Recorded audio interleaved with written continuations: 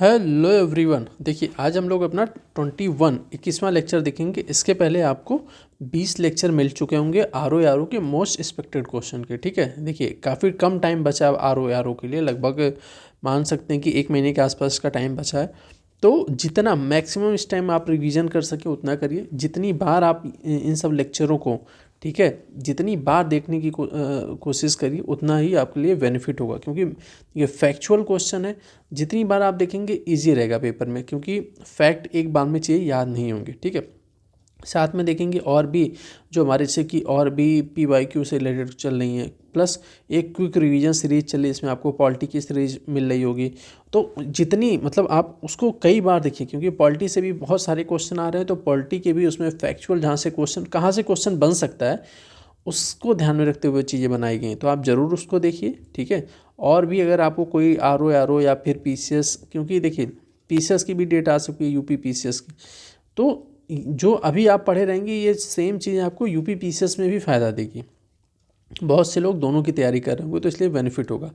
ठीक है, और भी अगर आपको कुछ रिक्वायरमेंट हो या फिर और भी कुछ ज़रूरत हो तो आप ज़रूर कमेंट बॉक्स में बताइए। ठीक है, चलिए देखिए ये शिल्पी मैम का इंस्टा आईडी आप फॉलो कर सकते हैं। ये टेलीग्राम चैनल है हमारा, इसमें आप को जितने भी PDF हो गए, ठीक है, इंपॉर्टेंट पेपर के ध्यान में रखते हुए जो इंपॉर्टेंट पिक्स होती हैं वो शेयर की जाती हैं। कोई भी अपडेट या कुछ भी होता है तो इसमें आपको भेजा जाता है। ठीक है, चलिए पहला क्वेश्चन कह रहा है कि एक तो कोयला खदानें एक तरफ दिया गया और दूसरी तरफ कह रहा है भारत में कहाँ पे स्थित है।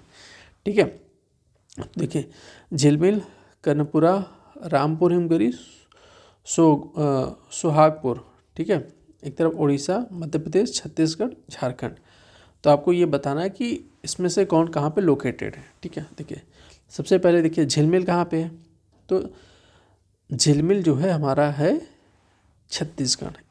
देखिए ए का 3 पता चल गया ना कि ए का 3 वाली, अगर आपको एक पता तो सीधे सीधे आपको तो एक चीज़ तो पता चल गई ना कि ए का 3 होगा, तो 2 ऑप्शन तो आपको यहीं से कट मार देंगे। अब 2 में आपको डिसाइड करना है कि मैच दी फॉलोइंग के क्वेश्चन इतने ईजी होते हैं कि आपको 1-2 पता है तो क्वेश्चन वो सही होने के चांस बहुत हो जाते हैं। ठीक है, अब जैसे कि कर्णपुरा है, कर्णपुरा कहाँ पे है ये आप देखेंगे तो ये है झारखंड। ठीक है, अब देखिए अगर आपको ये नहीं पता था कर्णपुरा, तब अगर 2 बचा तो फिर पता ही था कि अच्छा बी वाले की तो 4 होगा ही होगा। देखिए अब बचा रामपुर। अब देखिए यही डिसाइड करेगा कि आपका आंसर कौन होगा। ये है उड़ीसा में। ठीक है, अब एक है सी का 1, तो सी का 1, देखिए डी इसका सही होगा, दूसरा इसका मिलाने की जरूरत ही नहीं पड़ी, डी वाले का 2 होगा, MP। तो बहुत ईजी होता है, इसमें थोड़ा सा आप ट्रिक लगाएंगे। दूसरी तरफ भी देखिए कोयला क्षेत्र और भारत के इसमें दिया गया है। ठीक है, देखिए इसमें क्या कह रहा है कि रणजीत घाटी, तंदूर, वरोरा, ललमटिया, झारखंड, सिक्किम, तेलंगाना, महाराष्ट्र। ठीक है, अब देखिए रणजीत घाटी कहाँ पे, रणजीत घाटी देखिए सिक्किम। ए का 2, ए का 2 देखिए। अब बचा 2 ऑप्शन तो सीधे आपको एक ऑप्शन पता होने से 2 कट गया। अब आपको इसी नीचे 2 में से डिसाइड करना है कि कौन सा है। और अगर आपको सेकंड वाला पता चल गया जैसे कि तंदूर कहाँ पे, तो बी का क्या होगा, उसी से आपका आंसर आ जाएगा और आपको बढ़ना ही नहीं, टाइम भी बच रहा है और बहुत ईजी हो रहा है। अब तंदूर कहाँ पे, तेलंगाना में मान लीजिए। ठीक है, तो बी का 3 पता चलते ही आपको सी पता, और मिलाने की जरूरत ही नहीं है, आपके टाइम भी बचा, आप नेक्स्ट क्वेश्चन पे टाइम दे सकते हैं। ठीक है, तो देख लेते हैं। देखिए फिर वरोरा महाराष्ट्र हो जाएगा और एक बचा ये झारखंड हो जाएगा। ठीक है, तो बहुत ही इजी होता है, टाइम भी बचेगा। तो ऐसे थोड़ा सा ट्रिक कोशिश किया करिए।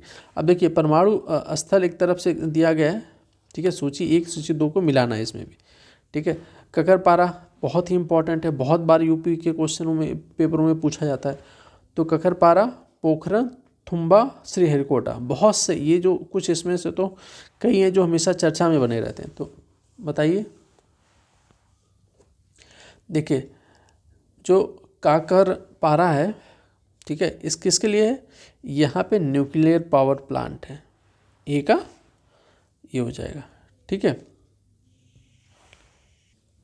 इसको ऐसे मान लीजिए 1 2 3 4। ठीक है, तो देखिए काकरपारा न्यूक्लियर पावर प्लांट है। पोखरण क्या था, पोखरण क्या है बताइए। हमेशा ये तो बहुत ईजी है ना कि पोखरण बी, देखिए पोखरण क्या, हमारा परमाणु जो परीक्षण हुआ था पोखरण में ही हुआ था, सबको पता है। तो देखिए बी का 1 ठीक है। बी का अगर एक पता है, बहुत इतना इजी क्वेश्चन सोचिए कि अगर बी का एक पता है आपको, सीधे बी का एक किस में दिया है, बी का एक किस में दिया है, सीधे आपको मिलाना ही नहीं।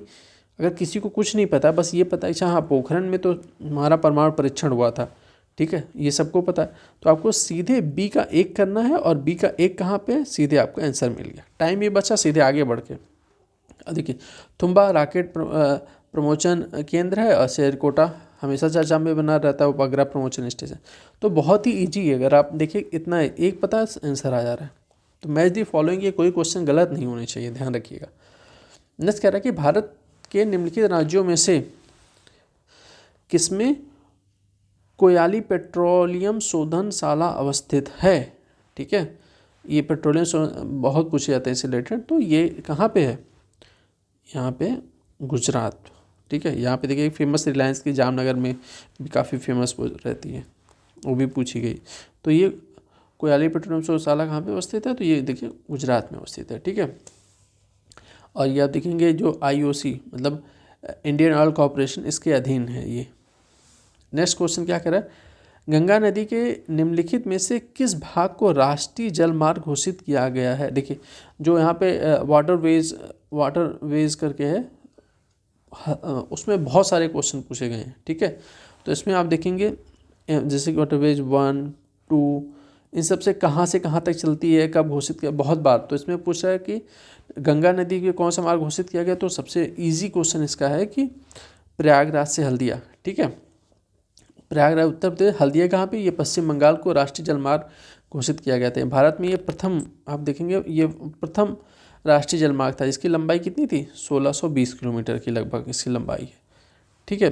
अब ये कह रहा है कि एक भू स्थित कृत्रिम उपग्रह का आवर्तकाल कितना होता है, ठीक है। अब ये एक जो होता है ये 24 घंटे का होता है, ठीक है। कृत्रिम उपग्रह का आवर्तकाल 24 घंटे का होता है। निम्नलिखित में से कौन सी गैस प्राचीन या आदिम पृथ्वी के वायुमंडल में अनुपस्थित थी, ठीक है। तो इसमें कौन सी गैस अनुपस्थित थी, प्राचीन मतलब जब कह रहा है कि जब समझ लिए कि पृथ्वी जब एटमॉस्फेयर जब बना तो उस टाइम गैस कौन सी अनुपस्थित थी, ठीक है। देखिए इसका जो है आंसर क्या था, इसका सी है, ऑक्सीजन, क्योंकि जब पृथ्वी बनी थी तो उसमें ऑक्सीजन अनुपस्थित थी, ठीक है। धीरे धीरे चीज़ें जब मतलब कई चीज़ें आप देखेंगे गर्म थी, फिर वाटर वेपर बन के धीरे धीरे जब चीज़ें ऑक्सीजन बनना स्टार्ट हुआ, फिर जीवन की उत्पत्ति ये सब प्रारंभ हुई। हालांकि कई लोग का कई बुक में ये भी दिया है कि नहीं, ऐसा नहीं कि एकदम ऑक्सीजन उपस्थित था, कुछ मात्रा में थी, कुछ लोग का ये मानना है। लेकिन अगर इतना डायरेक्ट क्वेश्चन आता हो तो इसका आंसर सी होगा कि ऑक्सीजन उस टाइम अनुपस्थित है, ठीक है। आप पेपर PYQ ऐसे देखने का यही मतलब होता है कि वो क्वेश्चन कितना डायरेक्ट पूछा जा रहा है, कितना हमें एनालिसिस करके सोचना है कैसे क्या करना है, ठीक है। तो इसका डायरेक्ट यहाँ पे आते ही क्वेश्चन डायरेक्ट आंसर होता है, इसका सी है ऑक्सीजन। अब देखिए प्रसिद्ध ज्वालामुखी पर्वत, ठीक है।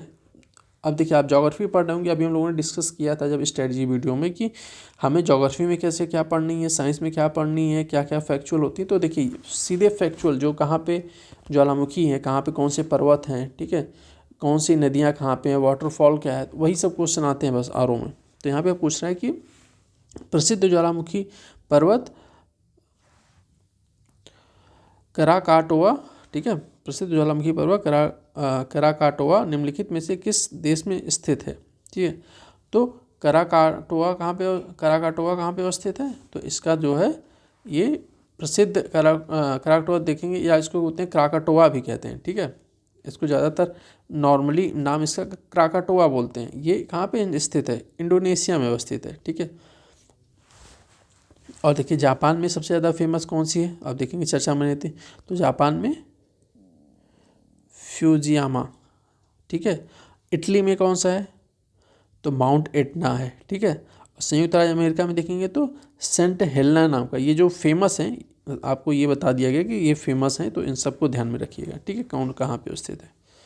अब देखिए उत्तरी अमेरिका के वृहद झील प्रदेश, ठीक है, इसको वृहद झील प्रदेश है, लेकिन कहीं कहीं पे इसको ग्रेट लेक्स के नाम से क्वेश्चन भी पूछ लिया जाता है, ठीक है। ग्रेट लेक्स के नाम से ज़्यादा इजी होता है, वृहद झील प्रदेश के नाम से थोड़ा सा टफ हो जाता है। निम्नलिखित में से कौन से उद्योग सर्वाधिक विकसित हैं, मतलब ग्रेट लेक्स आप देखेंगे कई ऐसे वो है, पूरा उस एरिया में कह रहा है कौन से उद्योग ज़्यादा फेमस हैं या किसके लिए जाना जाता है। तो देखेंगे जो इसमें ना जैसे कि 5 झीलें आती हैं, सिंपल सी बात है कि पहले ये तो देखिए कि ग्रेट ये जो लेक्स इसमें कितनी झीलें आती है। इसमें आप देखेंगे तो 5 झीलें आती हैं, जैसे कि सुपीरियर झील है, ह्यूरॉन है, मिशिगन आती है, इरी आती है, ओंटारियो झील आती है। हाँ, तो इतनी 5 झीलें आती हैं लगभग। और ये किसके लिए? ये है इस्पात एवं इंजीनियरिंग उद्योग के लिए सर्वाधिक फेमस है। ठीक है, अब कह रहा है कि निम्नलिखित में से बताना कि कौन किसकी व्याख्या कर रहा है कि नहीं। अर्जेंटीना में खेती के लिए, देखिए अर्जेंटीना में खेती के लिए पंपास का मैदान मुख्य क्षेत्र है। ठीक है, पंपास की उपजाऊ मिट्टी तथा शीतोष्ण जलवायु फसल तथा घास उगाने के लिए बहुत, देखिए अब क्या होता है आप देखेंगे अर्जेंटीना है तो जो पंपास वाला एरिया है ना, नीचे तो बर्फ़ रहती है लेकिन कुछ जो ग्रासलैंड है जैसे कि पंपास हो गया, ठीक है, और फिर आप देखेंगे जो एल्प्स पर्वत वाले क्षेत्र हैं, कहाँ पे कैडबरी हो गया, कहाँ पे ऐसे जो फेमस घास के मैदान है ना, आपको बस ये पता होना चाहिए कि भाई इसे पंपास है। एक चीज़ आपको पता चल गया कि अच्छा पंपास अर्जेंटीना में है।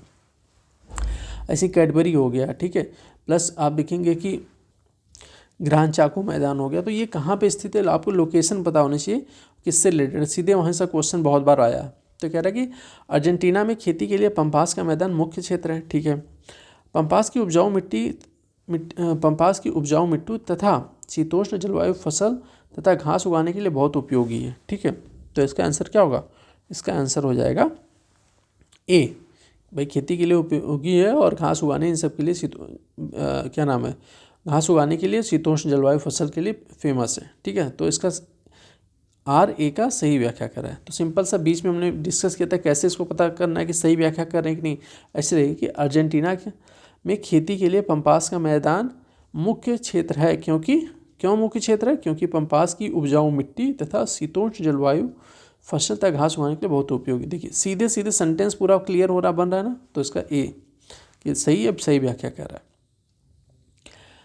अब देखिए इसमें कह रहा है कि देखिए एक लोकेशन वाला पूछता है कि आपको बताया गया था कि जो मिडिल ईस्ट वाले जो चीज़ें हैं, ठीक है, प्लस जो चर्चा में बने रहते हैं, आपको लोकेशन थोड़ी सी देख लेनी कि निम्नलिखित में से कौन से देश चारों ओर से स्थल से घिरे, मतलब लैंडलॉक कंट्री पूछ रहा है कौन सा है। ठीक है, तो सबसे पहले देखिए यूरोप में अवस्थित देश में आप देखेंगे तो अर्मेनिया हो गया, अफ्रीकी देश में देखेंगे तो बोत्सवाना हो गया, ठीक है, इथोपिया स्थल से घिरे देश हैं। ठीक है, इथोपिया स्थल से ये भी घिरे, जबकि जो एक है ये है मॉन्टीनिग्रो, ये लैंडलॉक देश नहीं है। ठीक है, तो इसका आंसर होना चाहिए 1, 3, 4।